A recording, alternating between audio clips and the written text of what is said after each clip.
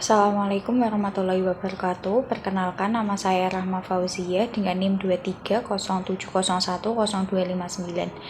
Di sini saya akan menjelaskan mengenai permasalahan dalam pendidikan dan solusinya.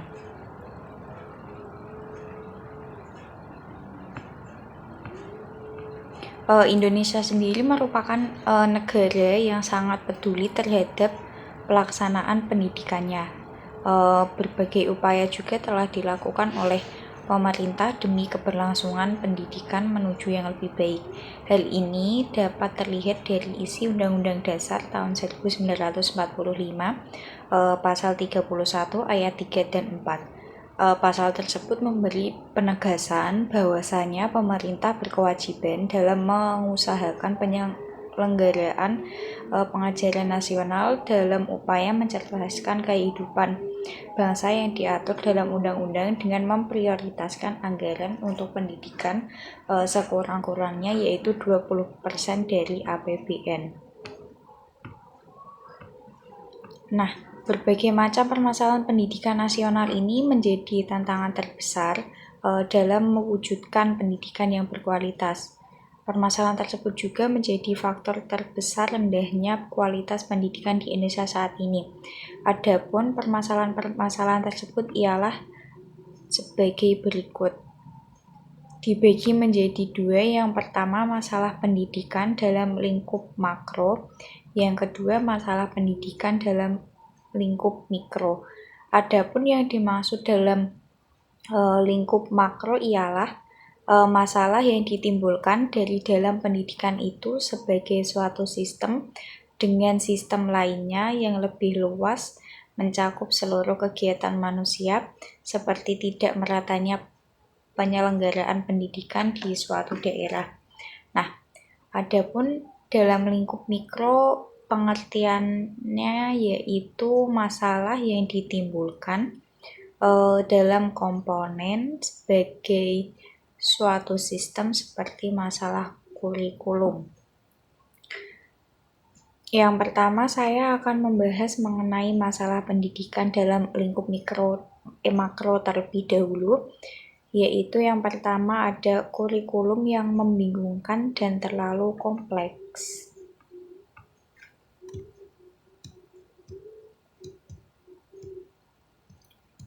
Kurikulum sendiri merupakan sebuah rancangan atau program yang diberikan oleh penyelenggara pendidikan untuk peserta didiknya.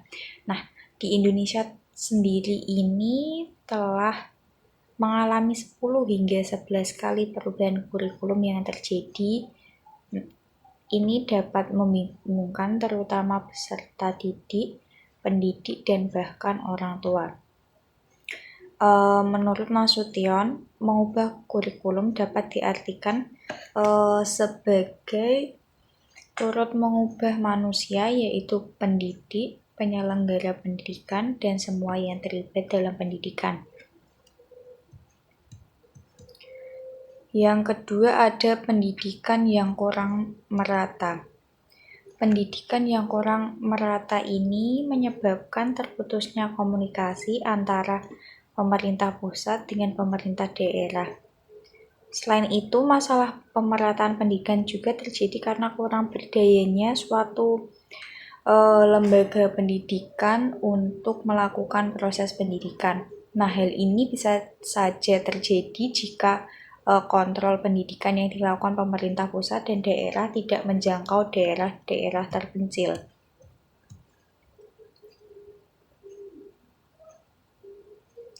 Jika dicermati, persoalan pemerataan pendidikan ini setidaknya disebabkan oleh yang pertama yaitu ada perbedaan tingkat sosial ekonomi masyarakat, yang kedua yaitu perbedaan fasilitas pendidikan, yang ketiga sebaran sekolah tidak merata, yang empat nilai masuk sebuah sekolah dengan standar tinggi, yang kelima yaitu rayonisasi. Yang ketiga dalam lingkup makro ada masalah penempatan guru. Seperti di suatu daerah terjadi kekurangan guru. Hal itu membuat guru harus bisa mengajar di bidang studi lain yang bukan studinya untuk memenuhi kebutuhan siswanya. Nah, kekurangan guru ini biasa terjadi di daerah yang terpencil karena tidak meratanya penyaluran guru ke daerah tersebut.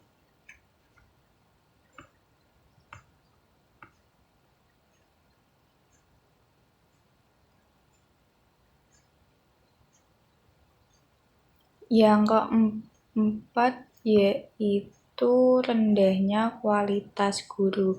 Dimaksudkan di Indonesia ini membutuhkan guru yang berkualitas dan juga profesional, seperti bahwa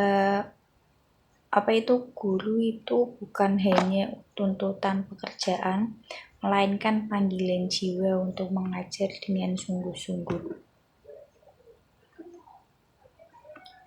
Yang kelima yaitu ada mutu dan relevansi pendidikan. Di sini maksudnya kemampuan seorang guru untuk menciptakan model pembelajaran baru atau memunculkan kreasi baru sehingga membedakan dirinya dengan guru lain.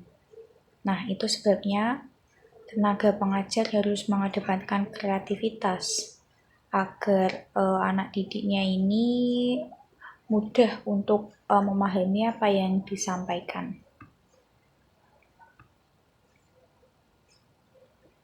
Yang keenam, di masalah pendidikan dalam lingkup makro ada biaya pendidikan yang mahal. Biaya pendidikan yang mahal ini membuat ketidakmeratannya pendidikan di Indonesia dan akan berdampak tidak baik terhadap berbagai aspek di kehidupan. Menurut Idris, permasalahan pendidikan ini akan berdampak terhadap segala aspek di kehidupan, akan merajalelanya pengangguran, maraknya kriminalitas, kemiskinan yang sangat meningkat, dan sebagainya. Selanjutnya yang ketujuh ada efisiensi dan efektivitas pendidikan. Nah, di sini maksudnya pelaksanaan proses pendidikan yang efisien ialah apabila pendayagunaan sumber daya seperti waktu, tenaga, dan biaya tepat sasaran dengan lulusan yang produktivitas pendidikan yang optimal. Adapun yang dimaksud dengan pendidikan yang efektif di sini ialah pelaksanaan pendidikan tersebut sesuai dengan hasil yang dicapai atau sesuai dengan program yang telah direncanakan sebelumnya. Yang selanjutnya yaitu masalah pendidikan nasional dalam lingkup mikro. Yang pertama ada metode pembelajaran yang monoton. Maksud di sini monoton yaitu tidak ada perubahan dan inovasi. Dengan kata lain, metode ini dilakukan begitu saja tanpa ada perbedaan saat penyampaian materi. Mungkin penyampaiannya itu saja dan sangat membosankan untuk anak didik atau peserta didik. Yang kedua yaitu sarana dan prasarana yang kurang memadai. Nah, saat ini masih dijumpai di sekolah-sekolah daerah tertentu fasilitas yang tidak memadai, bahkan tidak ada fasilitasnya sama sekali. Ini bisa disebabkan oleh berbagai faktor seperti penyaluran dana yang terhambat, penyalahgunaan dana sekolah, perawatan sarana dan prasarana yang buruk, pengawasan pihak sekolah yang acuh terhadap sarana dan prasarana maupun faktor lainnya. Yang ketiga ada rendahnya prestasi siswa. Secara umum terdapat 3 faktor yang menyebabkan rendahnya prestasi siswa. Yang pertama yaitu faktor jasmani.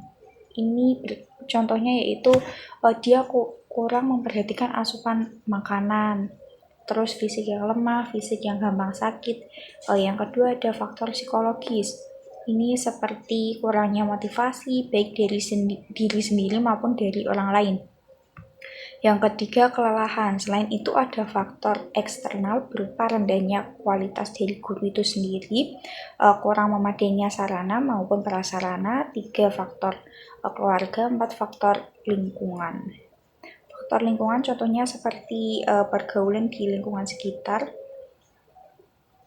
Adapun solusi permasalahan pendidikan nasional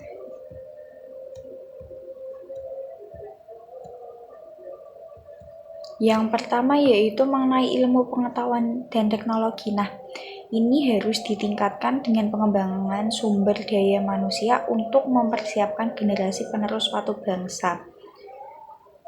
Yang kedua ada laju pertumbuhan penduduk, maksudnya di sini yaitu laju pertumbuhan yang sangat pesat, maka akan berpengaruh terhadap pemerataan serta mutu dan relevansi pendidikan. Pertumbuhan penduduk juga akan berdampak pada jumlah peserta didik, maka semakin jumlah pertumbuhan penduduk maka semakin besar juga kayak seperti sekolah-sekolah yang dibutuhkan. Yang ketiga yaitu permasalahan pembelajaran. Pada saat sekarang ini kegiatan pembelajaran yang dilakukan cenderung pasif, di mana seorang pendidik selalu menempatkan dirinya sebagai orang yang serba tahu. Nah, metode seperti ini tuh kurang menarik bagi para siswa dan membosankan. Yang keempat yaitu melakukan pemerataan pendidikan.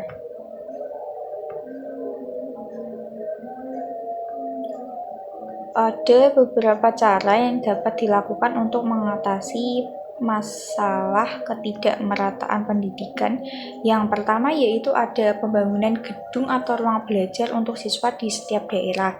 Yang kedua, melakukan gotong royong antar warga untuk merawat maupun menjaga fasilitas sekolah yang sudah diberikan. Yang ketiga yaitu mengirimkan guru-guru profesional ke daerah terpencil atau kurang terperhatikan.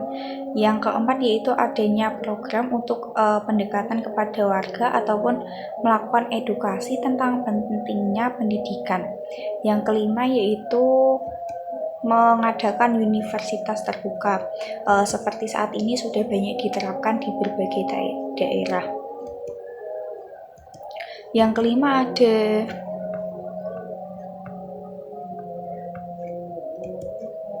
meningkatkan kesejahteraan guru, seperti yang telah dibahas sebelumnya bahwa pendidikan di Indonesia sangat membutuhkan guru yang bisa menjalankan tugas dan fungsinya dengan tepat sesuai dengan Undang-Undang Nomor 20 Tahun 2003. Nah, untuk mencapai itu semua maka perlu dibarengi dengan keseimbangan ataupun kesejahteraan guru yang terjamin.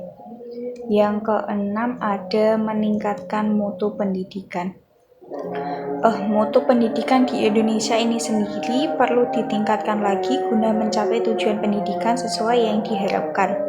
Peningkatan mutu pendidikan dapat dilakukan dengan menetapkan kurikulum sesuai dengan yang dibutuhkan. Yang kedua, memenuhi kebutuhan sarana dan prasarana. Yang ketiga, mengadakan kegiatan sederhana seperti kursus, program literasi, menjalin hubungan dengan wali murid, dan sebagainya. Yang ketujuh yaitu meningkatkan prestasi belajar siswa. Nah, saat ini rendahnya prestasi siswa masih menjadi tantangan tersendiri bagi pendidikan di Indonesia. Maka dari itu perlu melakukan tindakan atau upaya yang dapat menjadi solusi atas permasalahan tersebut, diantaranya yaitu yang pertama, guru menjadikan proses pembelajaran menjadi lebih menyenangkan dan efektif. Yang kedua, siswa harus aktif dalam kegiatan pembelajaran menjadi pusat belajar bukan hanya sebagai pendengar. Yang ketiga yaitu peran orang tua dalam memotivasi anaknya untuk belajar sangat diperlukan. Dan yang keempat yaitu masyarakat turut membantu proses belajar siswa dengan menciptakan lingkungan yang baik dan nyaman. Mungkin itu saja yang bisa saya sampaikan mengenai permasalahan dalam pendidikan dan solusinya. Sebelumnya terima kasih. Wassalamualaikum warahmatullahi wabarakatuh.